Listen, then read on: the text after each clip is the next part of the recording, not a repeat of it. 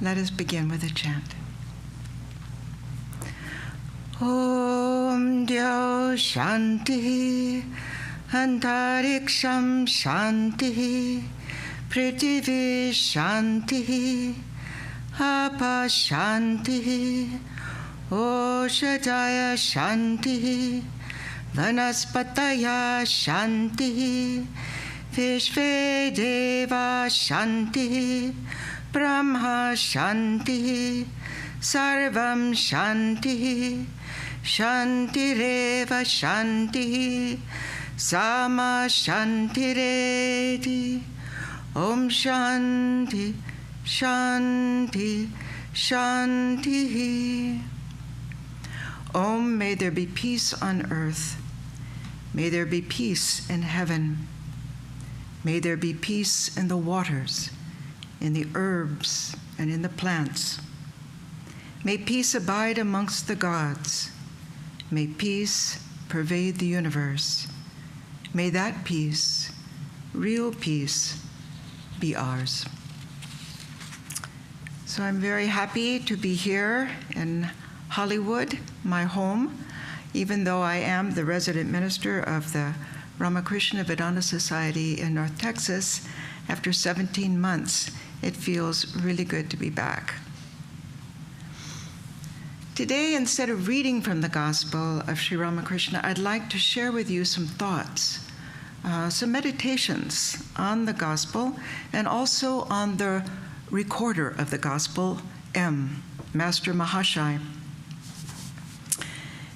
Before I joined the convent in Santa Barbara, way back in 1970, the nuns invited me to stay on a cot in the laundry room. That was the only guest room we had in Santa Barbara at that time, just for the opportunity to associate with my guru, who went to Santa Barbara twice a month, Swami Pravrajika, who was a disciple of Swami Brahmananda, and who had closely associated with Holy Mother and most of the direct disciples of Sri Ramakrishna.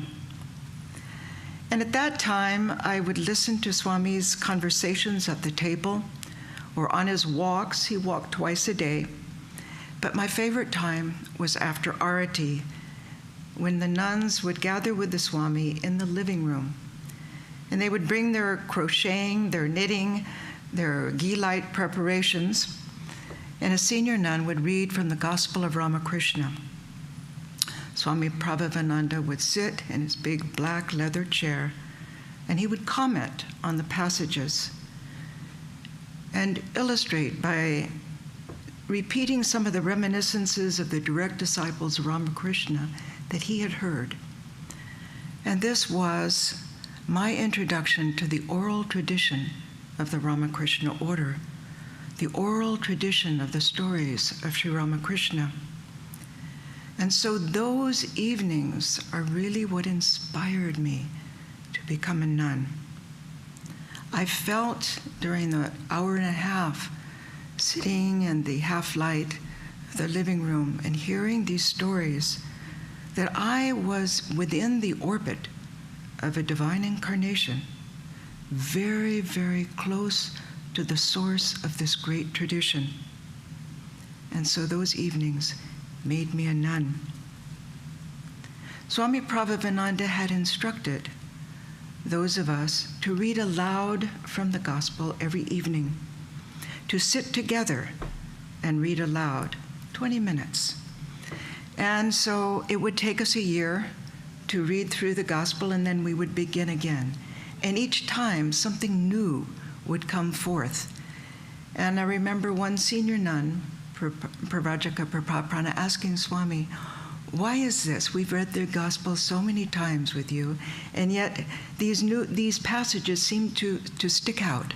And he said, as you advance, then you're ready to really perceive these special passages. Before Swami came to the West, he met M, the recorder of the Gospel, and he asked, Sir, may I ask a boon of you? What is it? Asked M. Would you please meditate on Thakur? Thakur means the master, in this case, Sri Ramakrishna.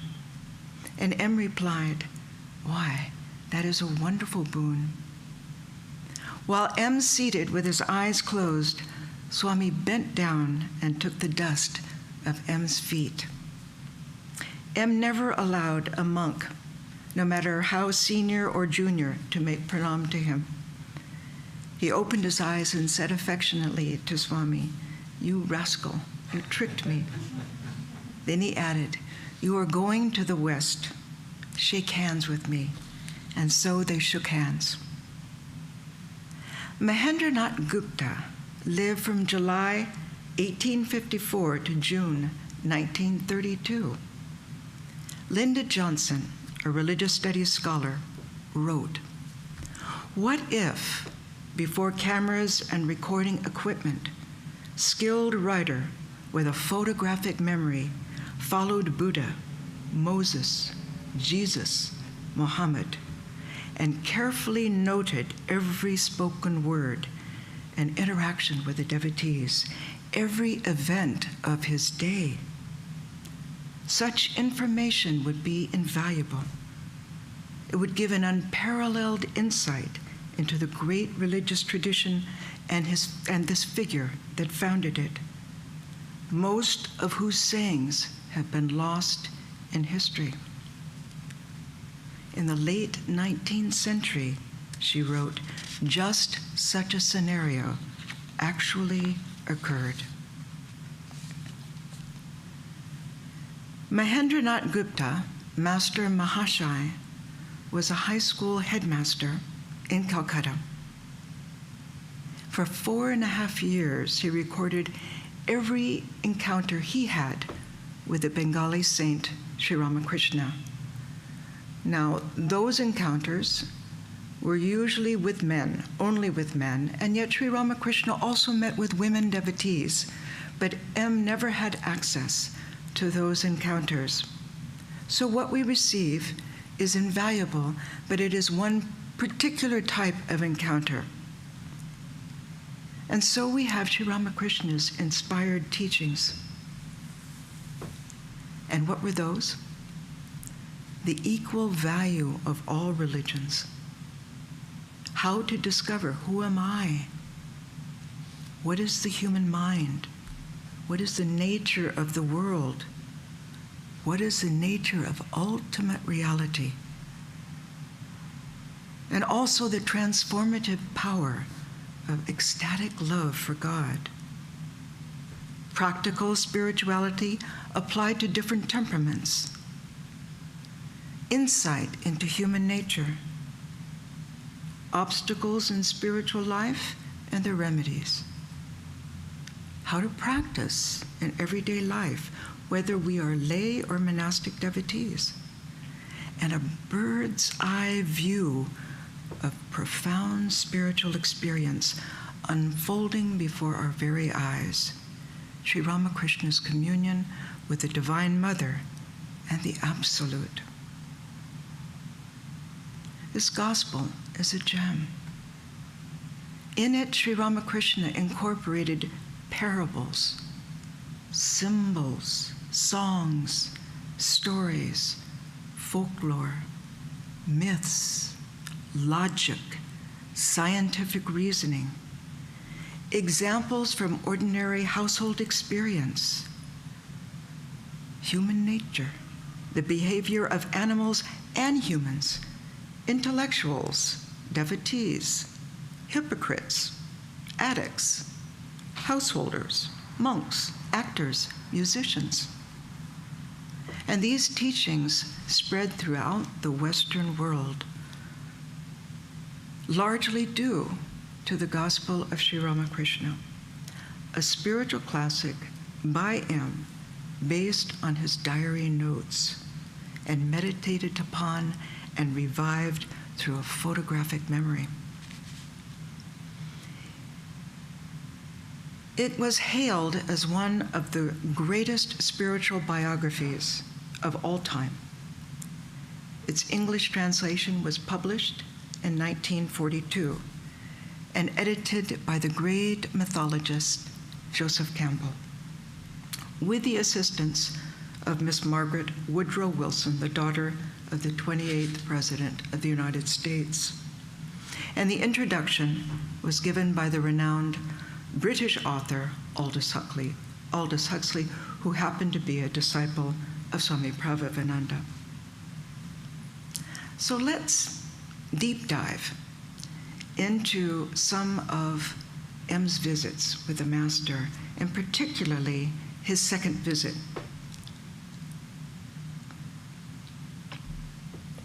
Which took place on the southeast veranda of Sri Ramakrishna's room at 8 o'clock in the morning. Here we find 10 vital questions of human life answered for all of us, not just for M. The first lesson, the distinction between knowledge and ignorance. Sri Ramakrishna told M, "You have certain good signs. I know them by looking at a person's forehead, his eyes, and so on." And Sri Ramakrishna, he was an avatar. He could see right through people. And some of our wonderful swamis also had that ability. They could see into the heart, but also they could see the psychophysical makeup of our minds. "Tell me now," Sri Ramakrishna said, "what kind of person is your wife? Has she spiritual attributes, or is she under the power of avidya, ignorance?" M, "She is all right, but I'm afraid she's ignorant." Sri Ramakrishna said with evident displeasure, "And you are a man of knowledge?" M's conception had been then what got knowledge from books and schools. That shattered him. The second lesson was unity in diversity, God with form and without form. Sri Ramakrishna said, "Well, do you believe in God with form or without form?" And was surprised and said to himself, "Can these two contradictory ideas be both true?" M said, "Sir, I like to think of God as formless." Sri Ramakrishna said then, "You believe in God without form. That is quite all right, but never for a moment think that this alone is true and all else is false. Remember that God with form is just as true as God without form, but hold fast to your own conviction." The third lesson, the basis of religious harmony is non-dualism, the thread through all sects. M asked, "Sir, suppose one believes in God with form. Certainly he's not the clay image." Sri Ramakrishna said then, "But why clay? It's an image of spirit." M couldn't quite understand the significance of image of spirit. "But sir, one should explain to those who worship the clay image that it is not God, and that while worshiping it, they should have God in view and not the clay image." The fourth lesson came. The Guru. Sri Ramakrishna answered sharply, "That's the one habit of you Calcutta people, giving lectures and bringing others to light. Nobody ever stops to consider how to get the light himself. Who are you to teach others? He who is the Lord of the universe will teach everyone. He alone teaches us, who has created this universe, who has made the sun, the moon, men and beasts and all other beings, who has provided the means for their sustenance, who has given children parents and endowed them with love to bring them up. The Lord has done so many things. Will he not show people the way to worship him? He is our inner guide." He went on, "Suppose there's an error in worshiping the clay image. Doesn't God know that through it, he alone is being invoked? He will be pleased with that very worship. Why should you get a headache over it? You'd better try for knowledge and devotion yourself. Well, this shattered him. The fifth lesson. Chant the name of the Lord, holy company, and solitude. M asked, how, sir, may we fix our minds on God? Sri Ramakrishna said, repeat God's name and sing his glories. Keep holy company, and now and then visit God's devotees and holy men. The mind cannot dwell on God if it is immersed day and night in worldliness, and worldly duties and responsibilities. It is most necessary to go into solitude now and then and think of God.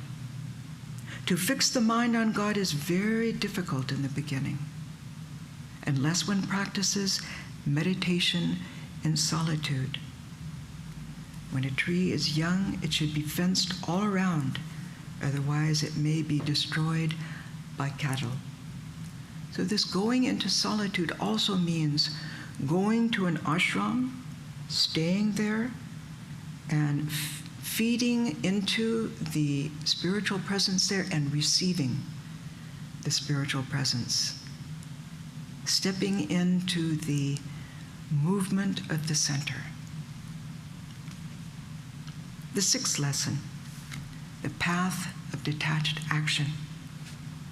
M asked, how ought we to live in the world? Sri Ramakrishna answered, do all your duties, but keep your mind on God. Live with all, with wife and children, father and mother, and serve them. Treat them as if they were very dear to you, but know in your heart of hearts that they do not belong to you.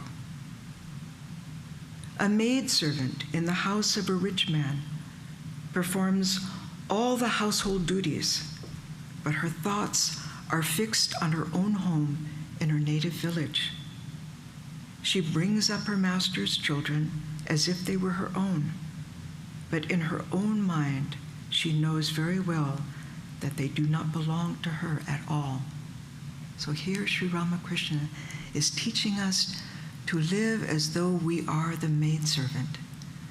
Now this doesn't apply to monastics only, but also to devotees. We had a wonderful devotee couple in Santa Barbara. They had a jewelry store here in Santa Monica.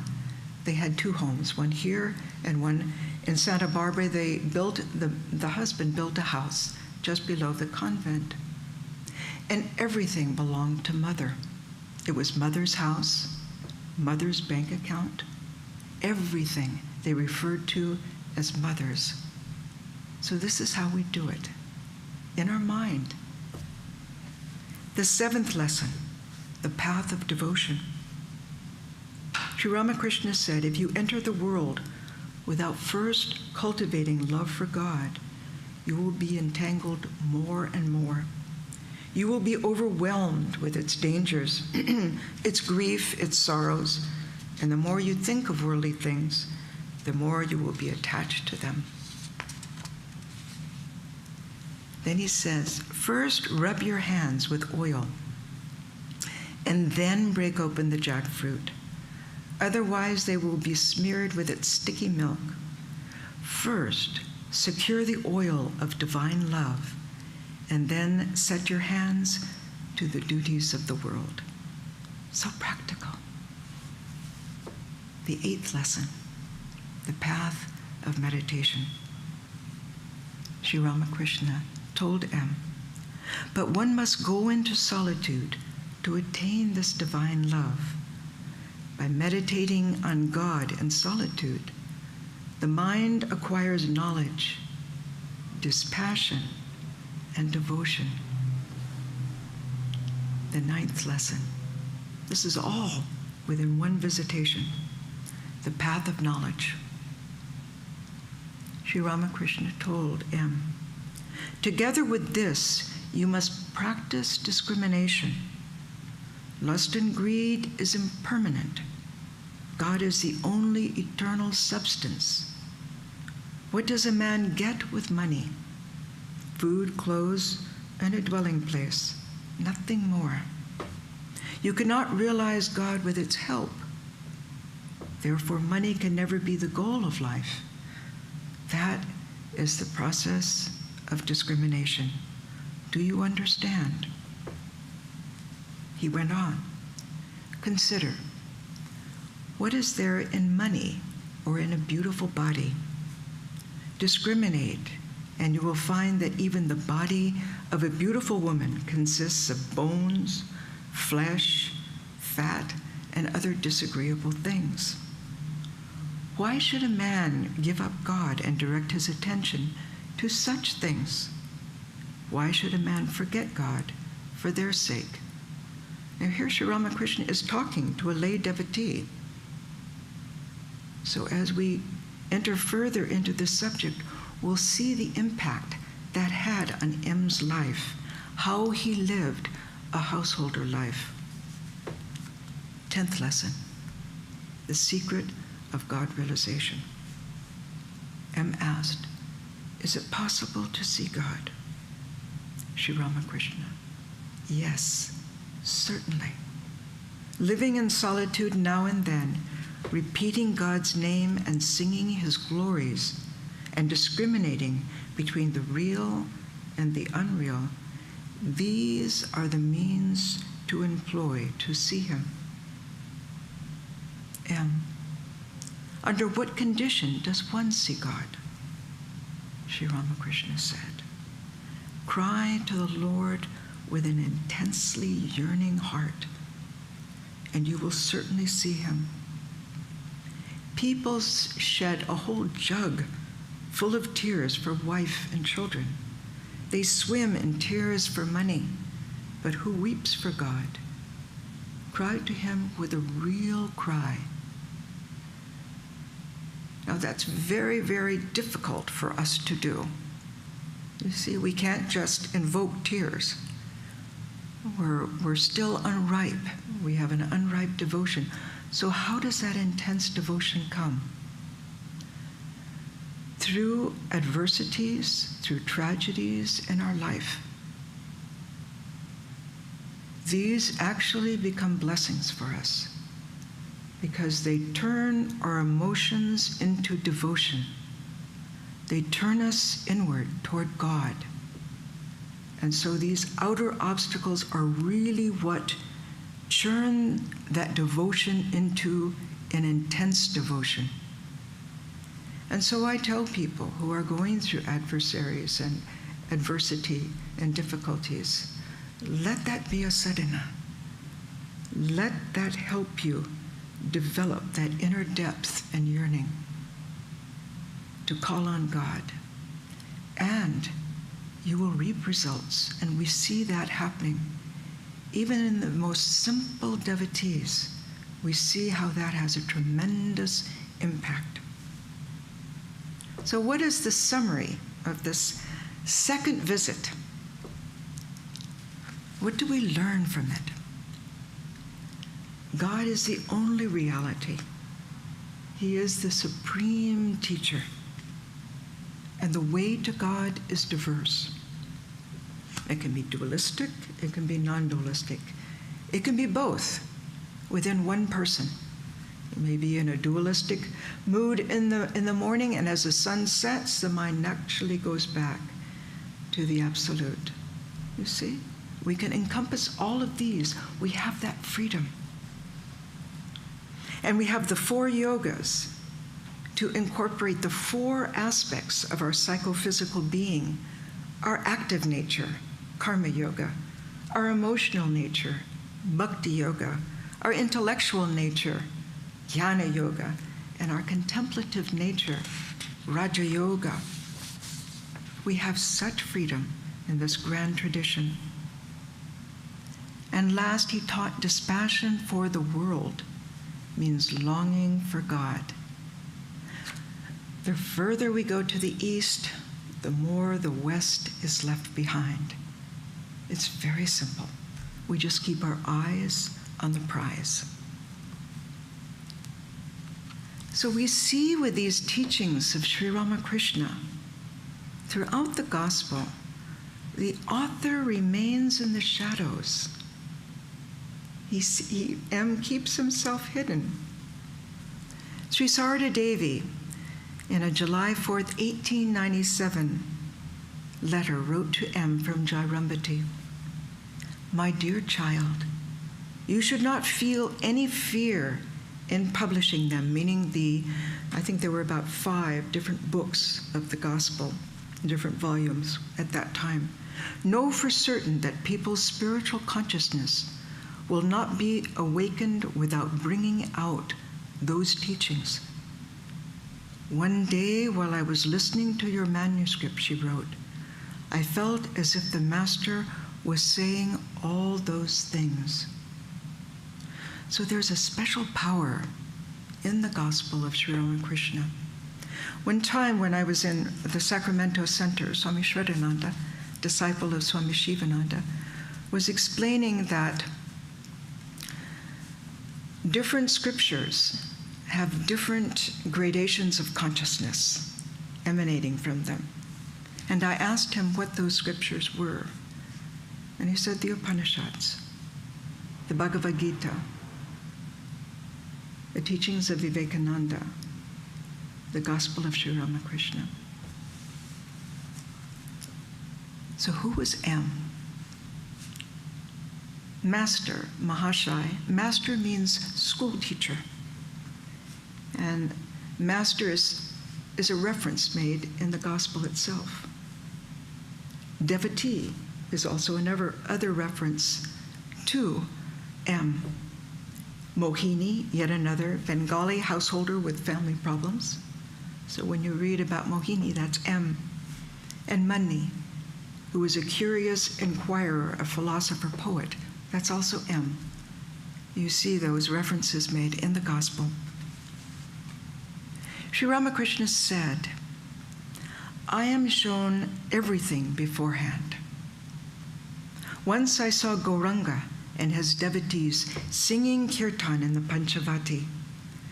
I think I saw Balaram Bose there.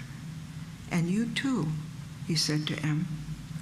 "I recognized you on hearing you read the Chaitanya Bhagavata. You are my own, the same substance, like father and son." Imagine. And this is the compiler of the gospel. Sri Ramakrishna said, "The Divine Mother has told me that you have to do a little work. For her, you will have to teach the Bhagavata, the Word of God, to humanity.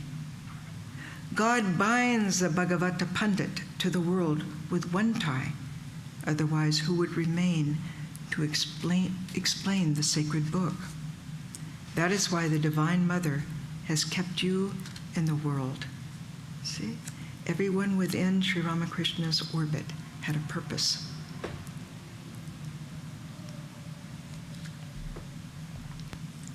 M started to keep his diary in 1867 when he was a student in class 7.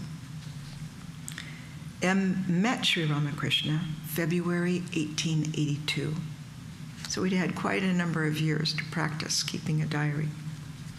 He said, "That is when my habit of maintaining a diary really became fruitful. There were many people around the Master, but he made me write the chronicle." It's true. Swami Brahmananda started keeping notes, and Sri Ramakrishna said, "That's not for you." Sri Ramakrishna didn't allow anyone to record his words in his presence, but at Kasipur, when he learnt M was recording his conversations, he did not forbid him. Sri Ramakrishna periodically tested M's memory. On the 9th of November 1884, he said, "How did you like today's conversation? What did I say?" he said, addressing M. M replied, "God takes upon himself complete responsibility for one who totally depends upon him." He is like a guardian taking charge of a minor. You also told us that at a feast, a child cannot by himself find a place to eat his meal. Someone finds a place for him. Sri Ramakrishna said, no, that is not quite to the point. I said that the child doesn't fall if the father leads him and holds his hand. See, so Sri Ramakrishna was meticulous that his conversation was recorded properly. M recorded because he was involved in work and family and couldn't visit Sri Ramakrishna always. He said, therefore, I used to note down his words so that I could think over what he had said between my visits to him. It was a kind of meditation. In this way, the impressions made on my mind might not be counteracted by the stress of worldly work and responsibilities. See the benefit of keeping a journal. He explained his method. I used to memorize the master's words, and then after returning home, I would write brief notes in my diary. Sometimes I would spend the whole night in completing my record. Later, I would fill in all the details from memory. Sometimes I would spend 7 days completing the record of one day's happening. Imagine. Thus, the Gospel of Sri Ramakrishna appeared in book form from the notes of my diary. Sometimes I had to wait for a word of the Master's to come to my mind as a chataka bird waits for a drop of rainwater. Sometimes I meditated on one scene over 1,000 times. As a result, I could vividly visualize the Master's divine play, though it had happened long before. By the grace of the Master, I used to feel that his play had just happened. Therefore, one could say that it was written in the Master's presence. At times, I would not be satisfied with a particular description of an episode, so I would get absorbed in meditation on the Master. Then the correct picture would vividly appear in my mind. This is called meditation on the divine Leela. And this is something that we also can do in reading the Gospel of Sri Ramakrishna. If we go into the shrine and we're feeling very dry, what was the passage that we read in the morning? And we began to relive it as though we ourselves are sitting in the room, listening to the Master. That brings a sense of immediacy, of reality. We become a part of his divine play. And that is how a relationship is established between the form of God and the devotee. Swami Shivananda said, M is a great soul. He is a Veda Vyasa in the Ramakrishna incarnation. So what was M's relationship with Sri Ramakrishna? The Master loved M and always thought about his welfare. He taught him sadhana, and M came to practice sadhana at Dakshineshwar. Sri Ramakrishna would arrange his room and a place for his servant to cook, and he would give him a sattvic diet of rice, boiled vegetable, ghee, and milk. To strengthen his devotion, Sri Ramakrishna gave him Jagannath Puri Prasad, and this is a tradition that we also observe in our order. The Puri temple in India is the rice from that temple is considered one of the 3 or 4 forms of Brahman, along with Ganges water, the dust of Vrindavan, the air of Varanasi. And so we take 1 or 2 grains of rice every day before we go to meditate in the morning. And Sri Ramakrishna made sure that M's wife associated with Sarada Devi. Sometimes he would scold M with very harsh words. Why? In order to cut the knots of the heart of lust and greed. And in our tradition, there is a scolding tradition of the guru. Probably the monks are laughing. There's a honeymoon period and then there's a scolding period. But I know from my own case that when the guru scolds, they're cutting away at karmas, and those scoldings leave a deep impression, and they help us, they relieve us of years of sadhana, not to speak of lifetimes. So we welcome those scoldings. Not at the time, but years later.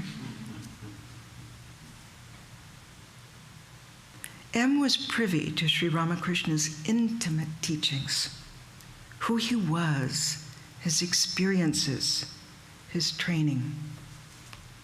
Sri Ramakrishna told him to love an incarnation of God. That is enough. Now, if we're in the room with M, those words speak to us. That is enough. Everything is contained within the form of the personal God. He revealed his experiences to M. In M's March 7th, 1885 entry, he wrote, "The other day I saw," he wrote what Sri Ramakrishna revealed to him. "The other day I saw Satchidananda come out of the sheath.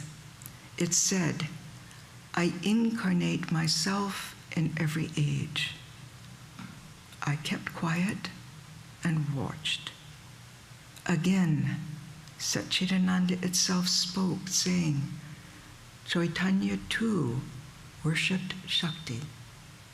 See, these teachings coming to an avatar. See, the same type of experiences came to Christ, to Buddha, you see, to Krishna. He would reveal the esoteric truth of God incarnate. In M. Saturday, January 30th, 1886 entry, Sri Ramakrishna said, "An incarnation of God disappears if people call him an avatar too many times. The king visits the city incognito, but he leaves as soon as people recognize him." See? And Sri Ramakrishna foretold his passing when I spend too many nights in Kolkata. You know, when too many people call on me as an avatar, then I'm not long for this world. M gave personal service to Sri Ramakrishna. He would clean his plate, massage him, and walk with the master to the Kali temple. And the master would lean on his arm. He would do errands for him. Sri Ramakrishna said to him, "This attitude of serving is very good, to be practical in all circumstances. One should know how to cook, to wash utensils, to clean clothes, how to sweep and mop the floor, and so on." This is revolutionary advice given to an Indian male.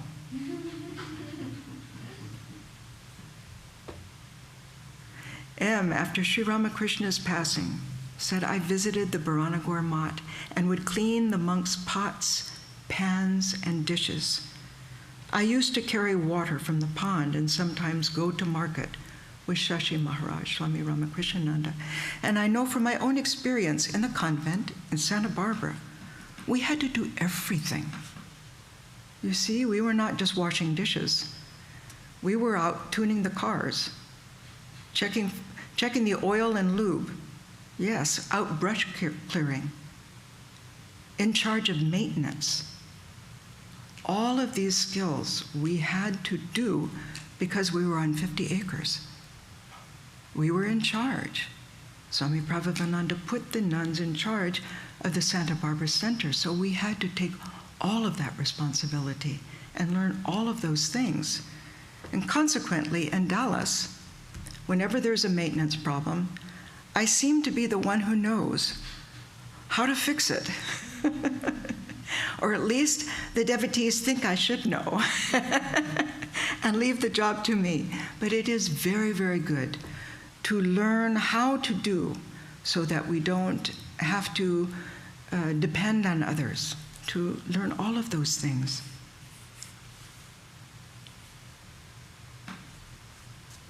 How did M incorporate Sri Ramakrishna's teachings? The path of action. He gave service to the master at the Baranagar Mat and also to the disciples of Sri Ramakrishna. Sri Ramakrishna was very particular about mindfulness, and so M took that very seriously. He was the embodiment of cleanliness, external and internal. He was never wasteful. Sri Ramakrishna could not bear that anything would be wasted. He also mentioned that clothes should not be torn. Now, he would simply frown on the young people today where the fashion is torn jeans. How can you how can you say anything when the fad is tattered clothes? But Sri Ramakrishna said the goddess of fortune leaves a person who wears tattered clothes. So therefore, if anything had a hole in it, we would mend it. This was advice given to M, but given to all of us. He was orderly. Sri Ramakrishna was meticulous in his own room. Everything in its proper place and handled artistically. Once when young Hari, the future Swami Triyananda, took a knife and returned it and put it in another place, Sri Ramakrishna scolded him and said, "You see how I would waste time trying to look for a thing that should have been put back in its proper place. Always put a thing back in its proper place." And especially, we know that living in a community where we have, sometimes there would be 13 nuns in Santa Barbara. If everybody put the same item back in a different place, there would be chaos. He taught self-reliance as well. Sri Ramakrishna said, "A great worship is going on all the time. Nothing should be neglected. One should think of God through all activities of life, such as eating, walking, moving, talking, and sleeping." Sleeping? Yes, these great souls. Yes, they don't sleep in the same way we do. Yes. Extraordinary. This is called true religion. And so as we begin to practice, the Lord takes over and guides us. And we begin to say, oh, when my mind is default and I'm driving, it goes to the mantra automatically, you see? Or when I'm in an urgent situation, the mind goes to the mantra. So as we practice day in and day out, the mantra takes over, the Lord takes over, and becomes more and more a part of our inner life. The path of knowledge.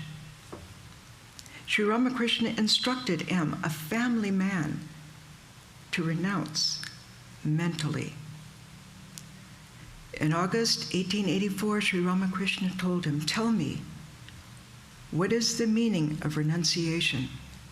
And M replied, "Renunciation does not mean simply dispassion for the world. It means dispassion for the world and also longing for God."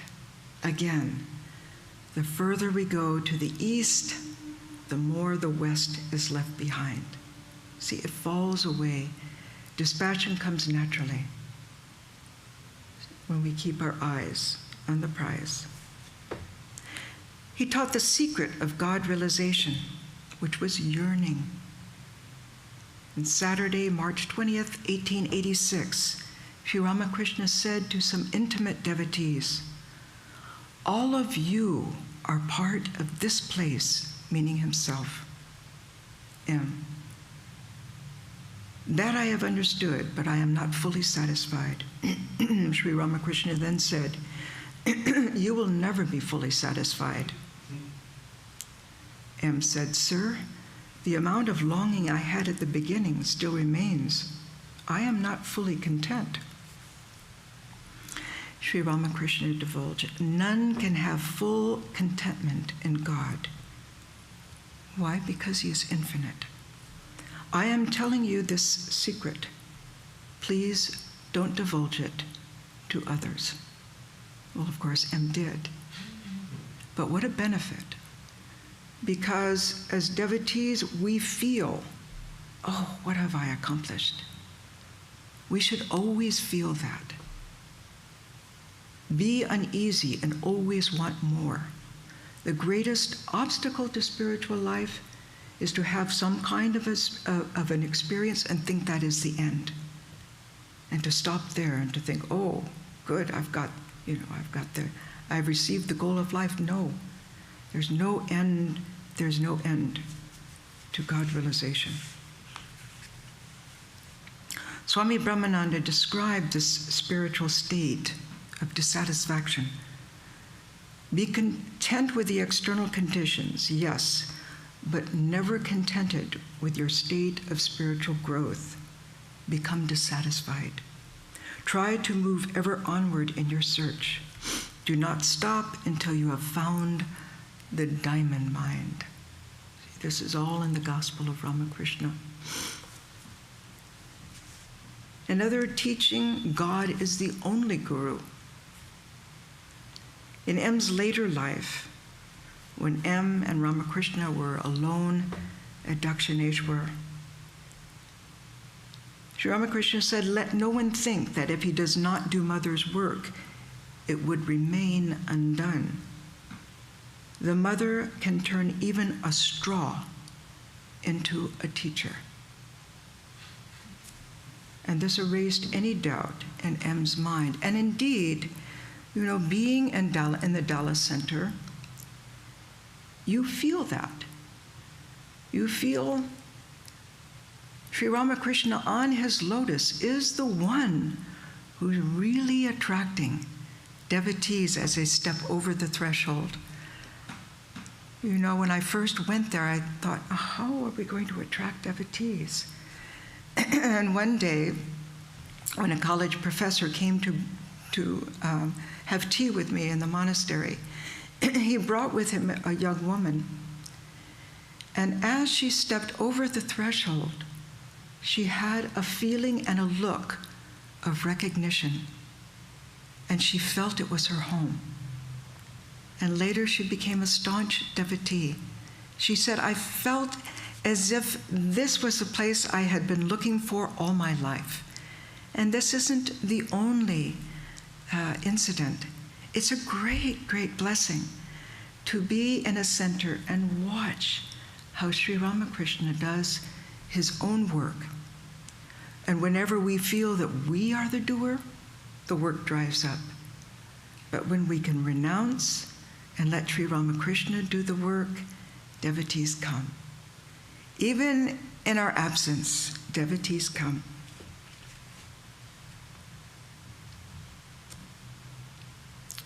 He taught we should surrender completely to Mother's will. Mother meaning the Divine Mother, can also mean the Divine Father. They're connected. M resolved to live as a hidden yogi in his family and practice inner sannyas. Though he was a school teacher, he maintained the inner calmness of a yogi. You see, that's sannyas. That is sannyas. It's not in the outer trappings. It's in the inner mind, the inner attitude. The master initiated M and Baburam, both householders, into tantric sannyas. and prayed to Mother to grant the vision so that he, M, could teach others. He said, "Mother, since you are keeping him at home, then from time to time reveal yourself to him. Otherwise, it will be hard for him to stay at home." The greatest obstacle to spiritual life is body consciousness. You see, it's always there with us. So Sri Ramakrishna taught how to pray. "Mother, remove my obstacles." See, "Mother, remove my obstacles." M in later life said, "Everyone is busy trying to make others mad for God, to teach others. If you sincerely cry for God, then those who come in contact with you will also do the same. You do not have to worry about that. If you want to make others cry for God, your own tears will stop." See, your life is your message. We don't need to preach. We must, others learn from us by our example. You see, there's something that emanates from us when we are trying to live the life in whatever we do. And one of the hardest practices is karma yoga. You know, we have in Dallas, we have what is called a karma yoga day once a month. And our young folks come and they help with the gardening, the cleaning, the maintenance. But it's very, very hard to keep our mind on God when we're active. And so, to try to remember who is the doer, who is the indweller, the doer, the real doer, and to remember to surrender our actions to God at the beginning and at the end of our work. All of that transforms us. So when we look at the work, we know if we've surrendered the actions, we can't take praise or blame for what we did. We have to give it up. And then we begin to feel we are the maidservants. We are the maidservants as we practice this karma yoga. M said, "As long as a genuine monk exists in this order, the master will remain in the order and guide it." Sri Ramakrishna also taught him to chant the name of the Lord, to keep holy company, and to go into solitude. M said, "God and his name are not separate, they are one. The wheel of the mantra destroys all worldly bondage, all bad impressions of past lives, and all kinds of sins." See, there's a saying, you see, if we're out in the garden and we get pricked by a rose thorn, our teachers would tell us, you see, if you hadn't been in spiritual life, who knows, maybe your hand would have been chopped off, but instead you just got a prick, that's all. So this is how chanting the name of the Lord unwinds our karmas. Solitude. M, though married, had very strong monastic aspirations. He went alone to Rishikesh and stayed there 5 months in a hut near Kankal Ashram and lived on alms. He studied the Upanishads and the Gita there and meditated on Brahman. Back in Kolkata, he kept an environment just as the Vedic sages did, with flowering plants and shrubs on his rooftop, and that is where he meditated and chanted the Vedas. And if you ever go to Kolkata, visit M's house. It's just throbbing with consciousness. And see the wonderful shrine he kept on the rooftop where he meditated. The path of devotion. That is the guide for devotees at Dakshineshwar. Swami Sardananda, a direct disciple of Sri Ramakrishna, said, "It is said that Chaitanya was the first to experience a manifestation of the divine presence in Vrindavan. Long before his advent, the holy spots of Vraja were almost forgotten. It's hard to imagine, but that's the truth. When Chaitanya traveled to those places, he ascended to the higher plane of consciousness and experienced whatever divine sport had occurred there. And that is how we now know what took place in Vrindavan. Likewise, M said every spot of Dakshineshwar is holy. And he would recount all the incidents connected with the places at Dakshineshwar. The bell tree, where he bowed down, he had been meditating there, and Sri Ramakrishna came and stood before him. And M was overjoyed and bowed because he saw his chosen ideal, whom he'd been meditating upon in his heart, standing there before him. Sri Ramakrishna encouraged devotees to picnic at Dakshineshwar. Now, some people make fun of how much food we serve and how important food is as a part of our religion. But listen to the psychology. Swami Vivekananda said, there at Dakshineshwar, we used to run and skip about, climb on the trees, swing from the rope-like madhavi vines, and sometimes have a picnic. M also picnicked with devotees in the Panchavati. He said, an impression becomes deeper if it is connected with good food. The master would adopt many methods to direct the devotees' minds towards God. Whenever any devotee would come, the master served him some prasad and gave him something to eat. So there's a twofold lesson here. People forget advice, but they remember the food they have eaten.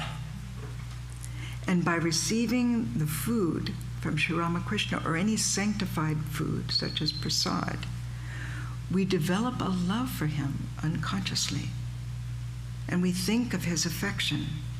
And this memory protects and gives us strength. So one of the first things when I went to Dallas was I said, on Sundays, we must have food afterwards. People are driving 50 minutes, 45 minutes, one way just to get to the center. We must have prasad. And that is the time where devotees congregate, they make connections, and a family is built. And you begin to feel the power of the Sangha.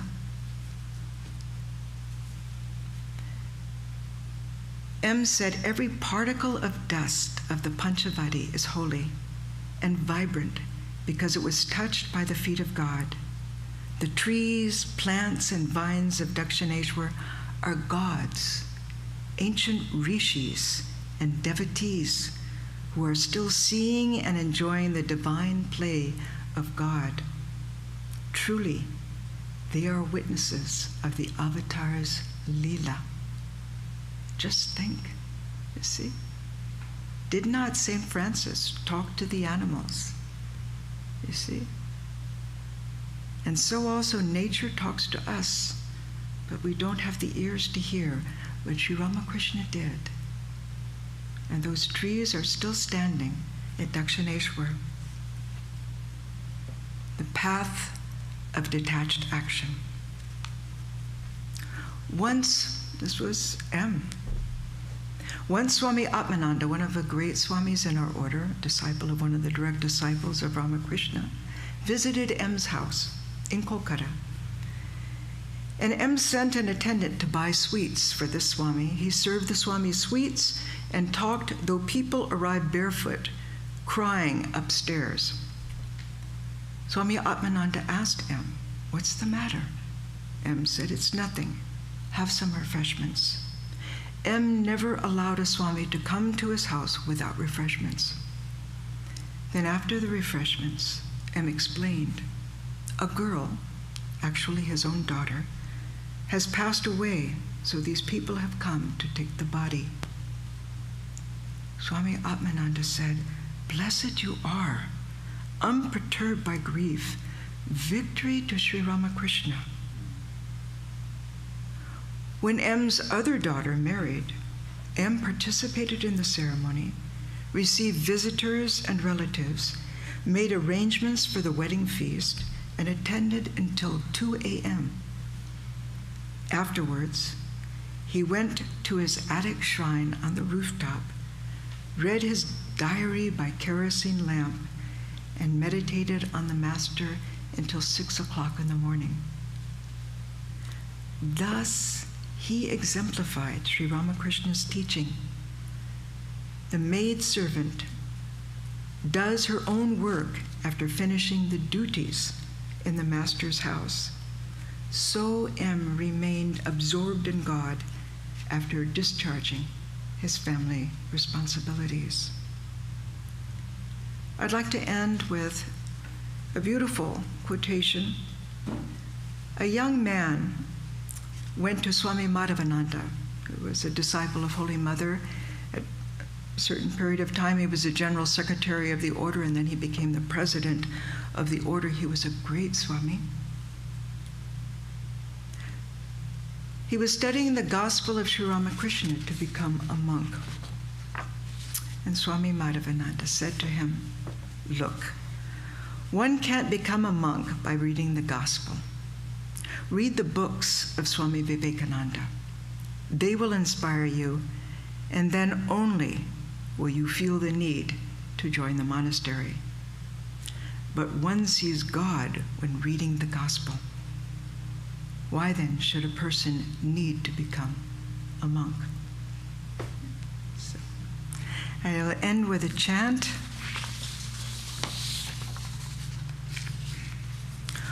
Om Purnamada Purnamidam Purnat Purnamudachyate Purnasya Purnamadhaya Purnameva Vashishyate. Om Shanti Shanti Shanti. Filled with Brahman are the things we see.